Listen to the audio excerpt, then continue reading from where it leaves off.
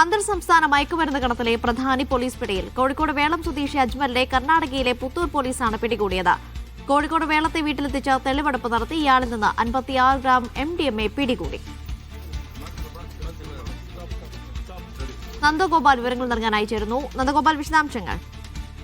ഇയാളെ കർണാടക പോലീസ് തന്നെ പിടികൂടിയത്. പിടികൂടുന്ന സമയത്ത് 56 ഗ്രാം MDMA ഈ പ്രതിയുടെ കയ്യിൽ നിന്നും പോലീസ് കണ്ടെത്തുകയും ചെയ്തിട്ടുണ്ടായിരുന്നു. ഇയാൾക്ക് ഇത്തരത്തിൽ വിൽപ്പന അന്തർ സംസ്ഥാനമായി ഉണ്ട് എന്നുള്ള വിവരത്തിന്റെ അടിസ്ഥാനത്തിൽ കൂടുതൽ തെളിവുകൾ തേടിയാണ് കർണാടക പോലീസ് തന്നെ പ്രതിയുമായി വേളത്തെ വീട്ടിലേക്ക് എത്തിയത്. ഇന്ന് ഉച്ചയോടെ എത്തിയ പോലീസ് അവിടെ പരിശോധനയും ഉൾപ്പെടെ നടത്തിയിട്ടുണ്ടായിരുന്നു. പക്ഷേ നിലവിലൊന്നും കണ്ടെത്താൻ സാധിച്ചിട്ടില്ല എന്നുള്ളതാണ് മനസ്സിലാക്കുന്നത്. പക്ഷേ നാട്ടുകാർക്കുൾപ്പെടെ ഇയാൾക്കെതിരെ വലിയ രീതിയിലുള്ള പരാതിയുണ്ട്. പ്രത്യേകിച്ചും MDMA പലർക്കും എത്തിച്ചു നൽകുന്നു എന്നുൾപ്പെടെയുള്ള കാര്യങ്ങളാണ് നാട്ടുകാരും പറഞ്ഞിട്ടുള്ളത്. ഏതായാലും കർണാടക പോലീസ് കേരള പോലീസിന് ഈ പ്രതിയെ കൈമാറിയിട്ടില്ല.